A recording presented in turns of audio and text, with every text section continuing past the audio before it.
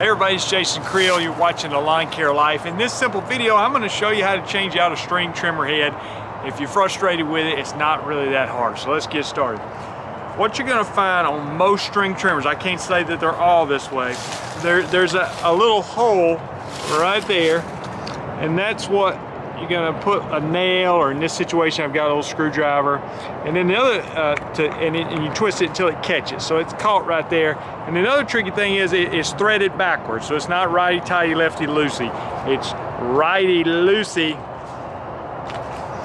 lefty tighty.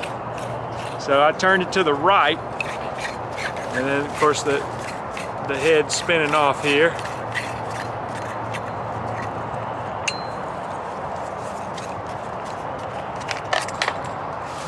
Anyhow, and this is the standard head that came on this trimmer. But anyway, if you're going to put a new one back on, you just do the opposite. You know, you still got to put a nail or screwdriver, a little skinny screwdriver in that hole, and then of course to put it back on, you're going to turn it to the left to tighten it back up.